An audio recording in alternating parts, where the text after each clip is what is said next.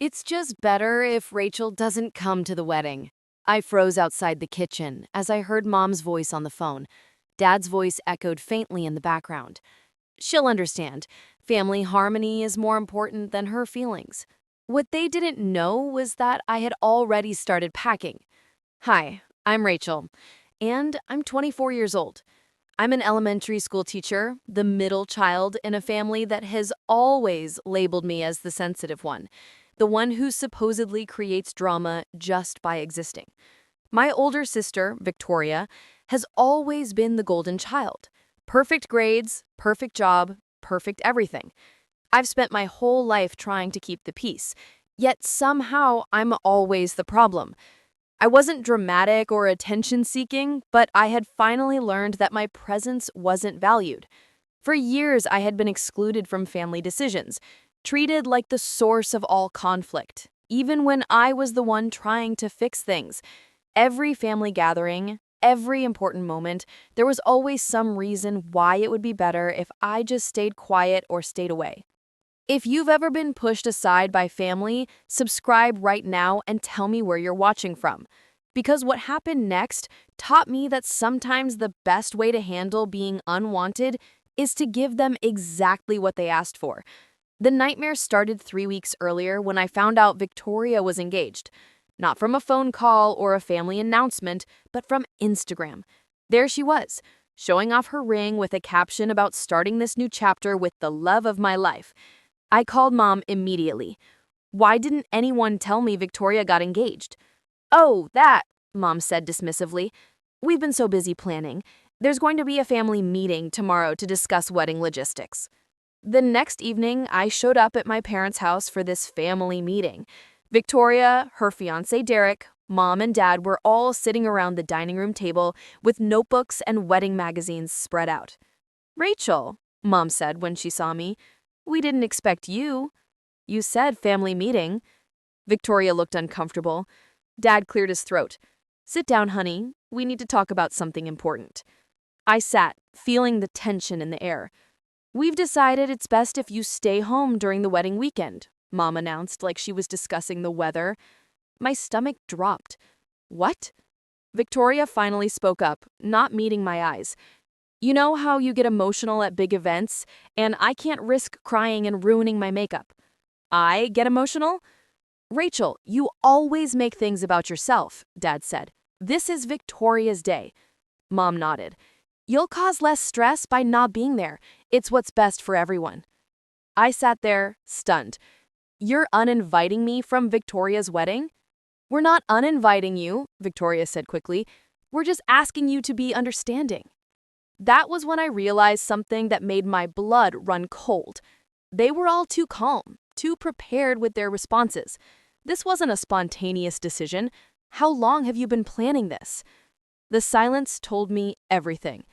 My phone buzzed later that night. It was Aunt Linda. Hi, sweetie. I just wanted to check if you're okay with not being invited to Victoria's wedding. Your mom mentioned you couldn't make it. Couldn't make it. Not that they had excluded me, just that I couldn't make it. But that was only the beginning of their lies. Over the next week, the betrayals kept coming. I found out from my cousin Sarah that Mom had told the entire extended family I couldn't afford to attend the wedding. Not that I had been asked not to come, just that I was too broke to be there. We totally understand, Sarah said sympathetically. Weddings are so expensive and teaching doesn't pay much. I wanted to scream. They had turned my exclusion into a charity case. Then Victoria posted her engagement photos on Facebook. The caption read, "Can't wait to celebrate with the people who matter most. So grateful for my amazing family's support." I scrolled through dozens of comments from relatives congratulating her. Not one of them mentioned me. It was like I didn't exist. But the worst betrayal came disguised as kindness. Mom called me Friday afternoon. Rachel, we have a favor to ask. Could you house sit during the wedding weekend? Buster needs someone to watch him, and it would really help us out.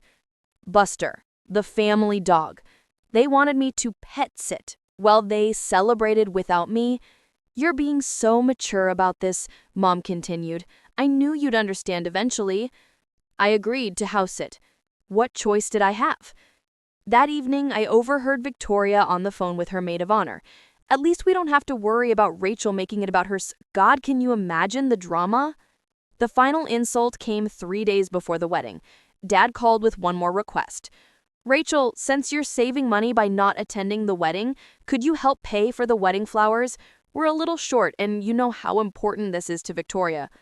They wanted me to pay for flowers at a wedding I was banned from attending. But what they didn't know was that I had been planning my own disappearance for weeks. Those grading papers late in the evenings, I was researching solo travel destinations. The teacher workshops I mentioned, I was at the passport office and travel agency. While they thought I was being a good sport about house sitting, I was booking flights and planning the trip I had always dreamed of but never had the courage to take. The house sitting job they gave me was the perfect cover for what I had planned. They wanted me to disappear for their convenience. I decided to disappear from mine. My best friend and teaching colleague, Maya, was the only one who knew the truth. "You don't owe them anything," she said when I told her my plan. "Take that trip to Ireland you always talked about. You've been saving for it for 3 years." She was right. I had been saving every month, putting money aside for a someday adventure. Someday had arrived. While my family grew more confident in their decision, telling neighbors how mature Rachel was being about missing the wedding, I was making final preparations. I arranged for automated lights and timers to make the house look lived in. I forwarded my mail. I even set up an auto feeder for Buster. Mom called the night before the wedding. "See, Rachel just needed clear boundaries. She's actually being helpful for once." Victoria had told her bridal party she solved the Rachel problem by giving me something useful to do at home. They had no idea what was coming. Wedding morning arrived. I was sitting at my departure gate at JFK Airport when my phone rang. It was Mom. "Hi, sweetie. Just checking that you're settled in at the house. How's Buster?" I looked at my boarding pass for Dublin. "Buster's fine, Mom." "Good. We're heading to the church soon. Thank you for doing this, Rachel. It means a lot that you're being so supportive." "Actually, Mom, I need to tell you something." "What's that, honey?" "I'm at the airport." Silence. Then, "What do you mean?" "I'm flying to Ireland." "You said it was better if I wasn't there for Victoria's special day, so I'm not." "Rachel, where are you exactly?" "Dublin, in about 6 hours. Then Edinburgh, then Paris. I'll be gone for 3 weeks." "You can't just leave. Who's watching Buster?" "Automated feeder. He'll be fine. The house is all set up." Dad grabbed the phone.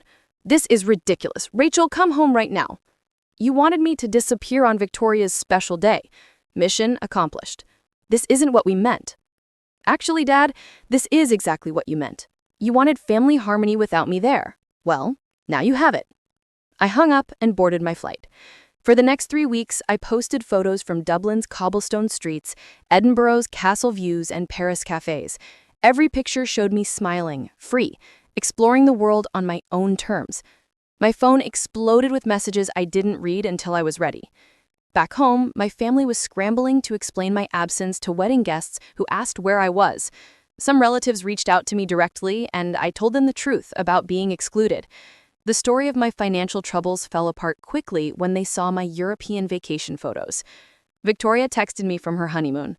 "I'm sorry. I was wrong to exclude you.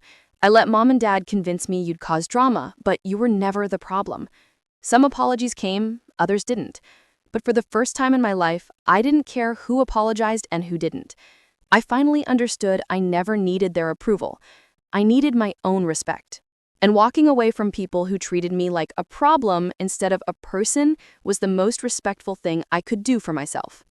Where are you watching from? Drop it below. I always check. If you've ever been told you're the problem when you're actually the solution, you're not alone.